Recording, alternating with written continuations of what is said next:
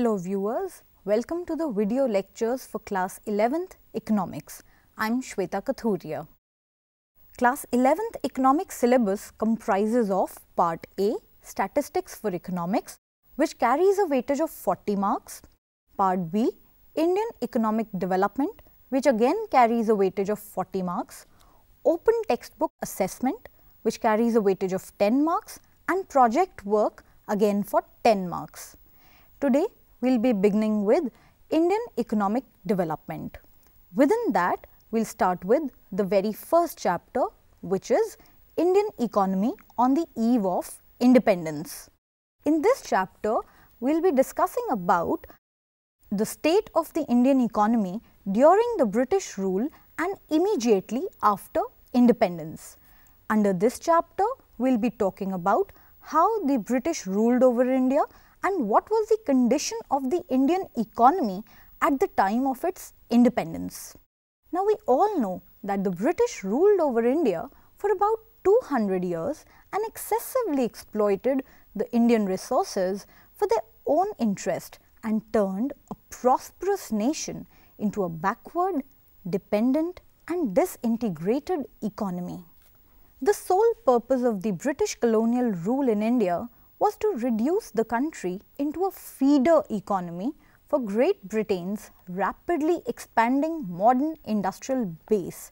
Now, we all know that at this point of time when Britain was ruling over India, there was industrial revolution that was going on in Britain, and for those modern industries that were expanding in Britain, Britain needed raw material, and that raw material was being supplied from India. In this chapter, we will talk about the major dimensions of the Indian economy on the eve of its independence. Under this, we talk about low level of economic development, the state of agricultural sector, Indian industries and foreign trade on the eve of independence. Also, we will be discussing about the state of infrastructure, occupational structure and the demographic condition of the Indian economy at that point of time. Let us talk about how and why there was low level of economic development in India immediately after independence. The economic policies pursued by the colonial government in India were concerned more with the protection and promotion of the economic interest of their home country than with the development of Indian economy. Such policies brought about a fundamental change in the structure of the Indian economy, transforming the country into a net supplier of raw materials and a consumer of finished industrial products from Britain. During the first half of the 20th century, the aggregate real output was estimated to be around less than 2% and per capita output was estimated to be around only 0.5%. Now, let us talk about the state of three economic sectors, which is agriculture, industry and foreign trade. The state of agricultural sector. Indian agriculture showed a great sign of backwardness and stagnation on the eve of independence, which can be explained with the help of following points. The first one being low agricultural production. Despite being the occupation of a large section of population, that is around 85% of the Indian population was dependent on agriculture. Despite this fact, this sector continued to experience stagnation. Now, this meant that the agricultural production was quite low to meet the needs of the population, which was dependent on the agricultural sector as its occupation. At the time of independence, India's agricultural production was estimated to be around 50.8 lakh tons, which was quite low to meet the country's requirements. Secondly, we say that the agricultural sector was primitive in nature. Now, we all know primitive means backward in nature. At the time of independence, the agricultural productivity was quite low because of the lack of modern agricultural equipments, inputs, poor irrigation facilities, lack of high yielding varieties of seeds, lack of pesticides, etc. Commercialization of agriculture. The British rule initiated commercialization of agriculture, whereby the farmers were forced to grow cash crops instead of food crops.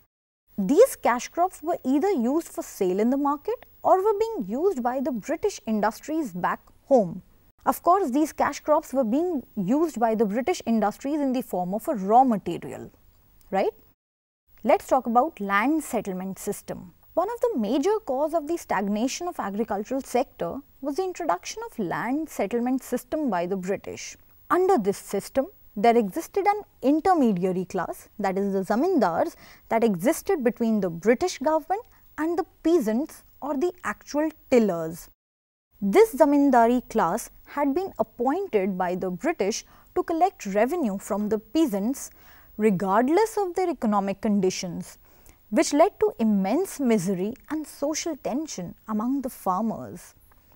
Huge growth in agricultural indebtedness. Now, due to low productivity in the agricultural sector and implementation of the land settlement system or the zamindari class, peasants were under debt, which added to their miseries. Debt was created because of the fact that the peasants had to pay taxes to the zamindars irrespective of the fact whether there was good rainfall, good production or not. Now, let's talk about the state of Indian industries on the eve of independence. India could not develop a sound industrial base under the colonial rule. Britishers systematically destroyed Indian handicraft industry and no modern industrial base was allowed to come up. The growth rate of the agricultural sector and its contribution towards GDP was very small, estimated to be around only 10%. Remember, we are talking about the growth rate of the agricultural sector and its contribution towards GDP. Contribution towards GDP means how much this industrial sector was contributing towards the income generation in the Indian economy. And see, it was only around 10%, which means that the production and the growth of the industrial sector was quite low. The state of Indian industries can be explained with the help of the following points. First, deindustrialization of the Indian economy. Deindustrialization means no industrialization of the Indian economy. The colonial government deindustrialized the Indian economy. The primitive motive behind this was twofold.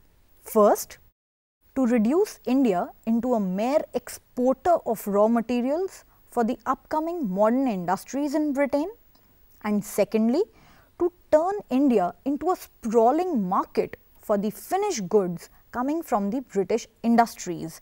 Now, of course, we all understand that the British deindustrialized the Indian economy in order to protect and promote their own industries back home. Otherwise, who would buy their products in India? This is a very, very important point from the exam point of view, right? Now, let's talk about the second point, which is decline of the traditional Indian handicraft industry. Due to the discriminatory policy followed by the colonial government, India experienced decline of the handicraft industry, which led to massive unemployment in the industrial sector. Now, this caused migration from the urban area back to the villages, which made the agricultural sector overburdened. Of course, all those people who had been displaced from the Indian handicraft industry had no jobs to do, and so they migrated back to the rural areas where agricultural sector was their major occupation, and that is why the agricultural sector, which was already engaging a large section of the population, became overburdened. That is why, remember, we talk about disguised unemployment in the agricultural sector or the primary sector. Secondly, it led to rise in the import of cheap manufactured goods from Britain. So, here we talked about the decline of Indian handicraft industry. It had a twofold impact on the Indian economy. One, because of the decline of Indian handicraft industry, there was migration from the urban to the rural areas, making the agricultural sector overburdened, and secondly, it led to rise of the import of cheap manufactured goods from Britain. Of course, the machine-made goods that were coming from Britain were cheaper in comparison to the handmade goods in India. Let's talk about the existence of only a few consumer goods industries in India now. During the second half of the 19th century, modern industries began to take root in India, but it was confined only to the setting up of cotton and jute textile mills. After the Second World War, few industries came up like sugar and paper industry. Lack of capital goods industries. Now here we need to understand the meaning of capital goods industries. I hope we all know that capital goods are those goods which help in the further process of industrialization. That means capital goods are those goods which help in the further process of production. Now, since there were hardly any capital goods industries in India to promote the industrialization, the country had to depend on other nations for the requirements of capital goods. Limited operation of the public sector. Another significant drawback of the new industrial sector was the very limited area of operation of the public sector. Now, public sector means the government sector where the ownership and control is in the hands of the government. Now, remember, at this point of time, we had the British government and not the independent India, right? So, this sector remained confined only to railways, power generation and communication, which were of interest to the British. So, till now we have discussed about low level of economic development, the state of agricultural sector and the state of Indian industries on the eve of independence. We discussed that under the colonial dispensation, the economic policies of the government were concerned more with the protection and promotion of the British interest than with the need to develop the economic condition of India and its people. We also discussed that the agricultural sector continued to experience stagnation and deterioration despite the fact that the largest sector of the Indian population depended on it for sustenance. Then we discussed that the rule of the British government led to the collapse of the India's world famous handicraft industries without contributing in any significant manner to its replacement by a modern industrial base. I hope now you would be able to answer the following questions. Question 1. What was the focus of the economic policies pursued by the colonial government in India? What were the impacts of these policies? Remember, we talked about twofold motive and the feeder economy, how India was converted into a feeder economy. Question 2. What were the main causes of agricultural stagnation in India during the colonial period? Question number 3. What was the twofold motive behind the systematic deindustrialization effected by the British in pre-independent India? Now, this question is very important from exam point of view. Remember, twofold motive was first to make India a net supplier of raw materials for the British industries, and second, to convert India into a sprawling market for the British finished goods. Question number 4. Name some modern industries which were in operation in our country at the time of independence. So, in today's lecture, we've talked about the low level of economic development, the state of agricultural sector and the state of Indian industries on the eve of independence. In our next lecture, we'll be talking about the state of foreign trade, infrastructure, occupational structure and the demographic condition of the Indian economy at the time of independence. Thank you. See you again.